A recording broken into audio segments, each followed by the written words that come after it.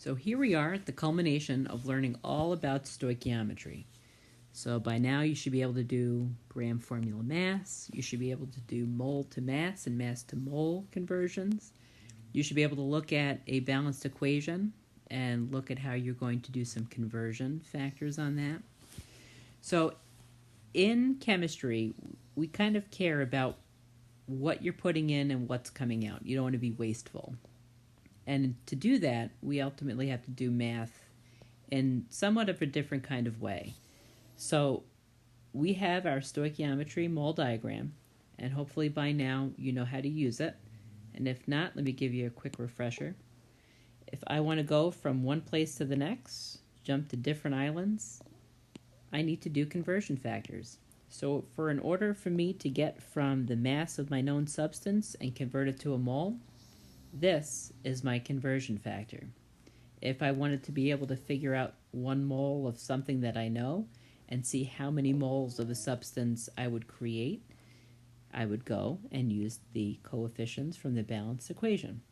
Okay, so what we're going to do is we're going to use this fancy diagram and all your knowledge about stoichiometry thus far and see if we can do some math together. So just so you're aware, I do not teach math. This is the math that I know how to do. I always follow the numbers and I always follow my units.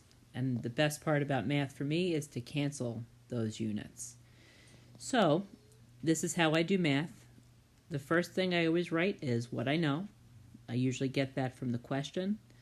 Then I set up these little ratio things. Those are my conversion factors.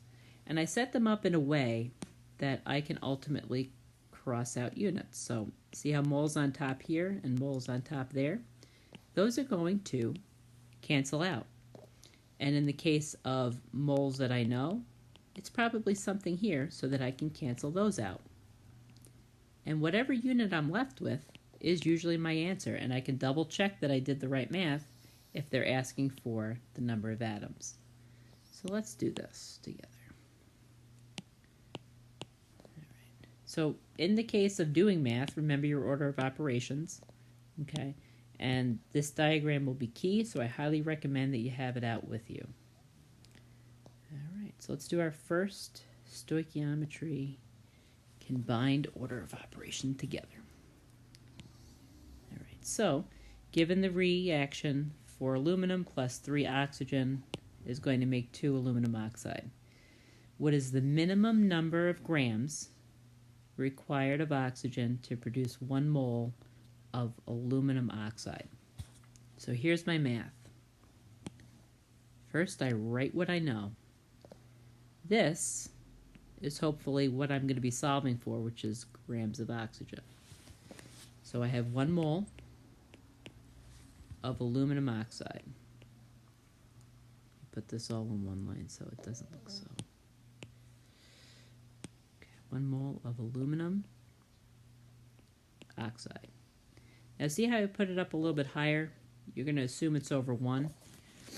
Okay, so I'm starting here. Mole of what I know. And I'm going to have to go to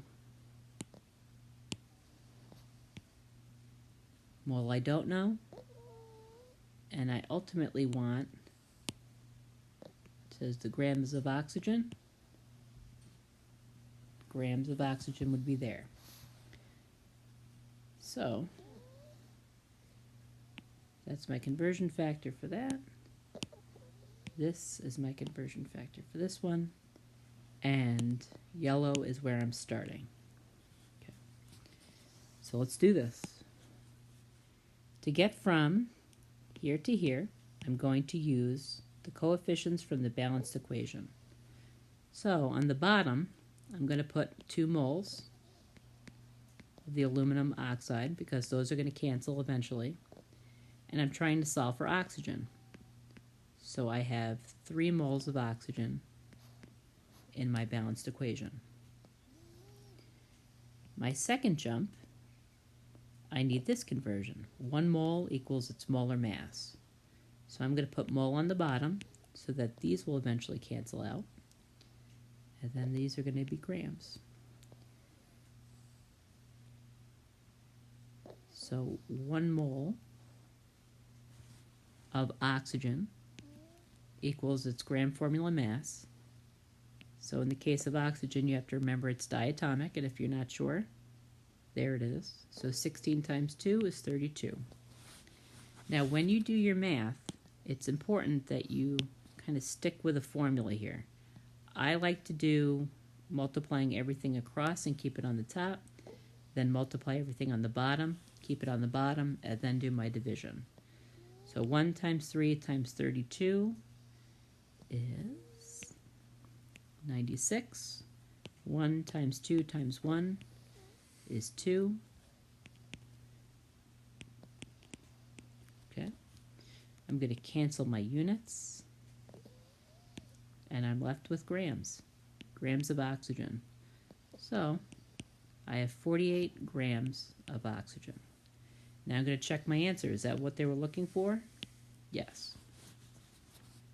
All right. Clear this up. Move on to the next one.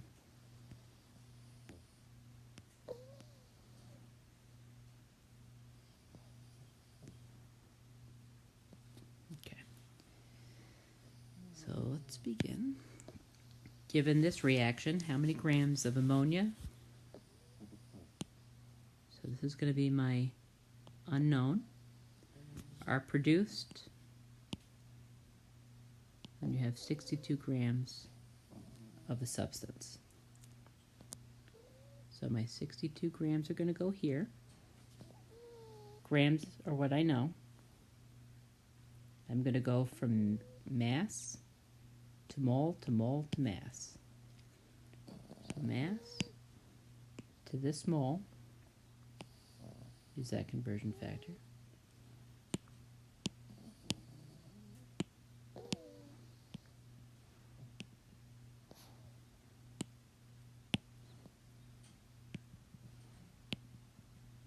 Okay.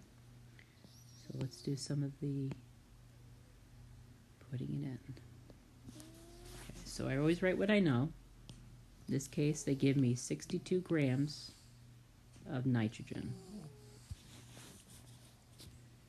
So the first thing I do is I need to use this conversion factor. I'm going to put grams on the bottom and moles on top. So 1 mole of nitrogen is going to be its gram formula mass, which is 28.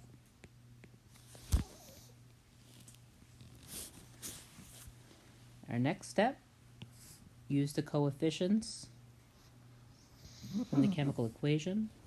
So I have moles of nitrogen on the bottom, and I want to know ammonia. So let's see. I have 1 mole of nitrogen, 2 moles of ammonia. Now I'm going to go from here to here. I get 1 mole of ammonia equals its molar mass. So in this case, 14 plus 1 plus 1 plus 1 is 17 grams. Okay. And when I do all the math, 62 times 2 times 17.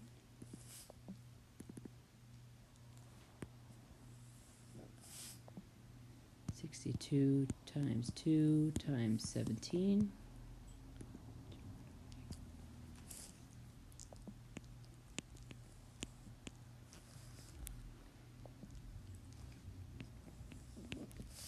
One times 28 times 1 times 1 is 28. Take that. Divided by 28. And you get 75.3 grams.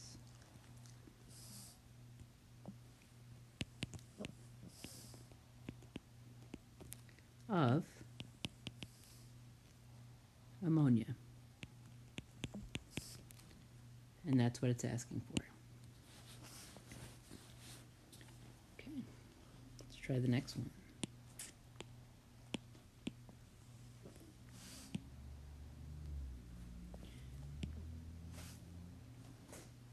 what is the total number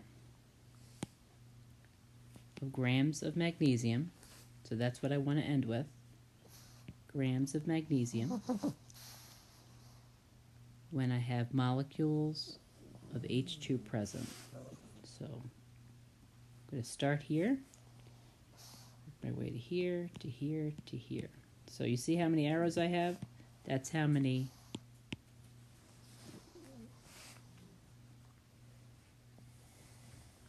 ratios I'm going to have set up. Okay, so I'm going to write what I know. 3 times 10 to the 23rd molecules of H2. I put that over 1. So 1 mole of a substance equals 6.02 times 10 to the 23rd molecules.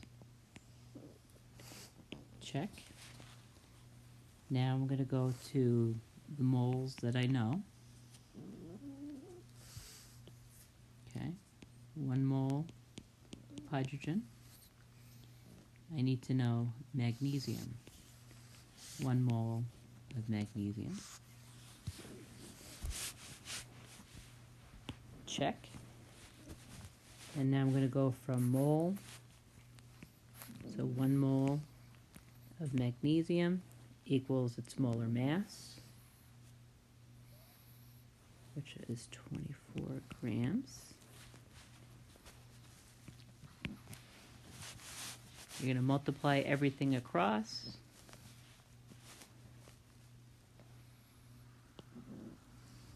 Divide it by everything on the bottom, and you should come up with 12 grams of magnesium.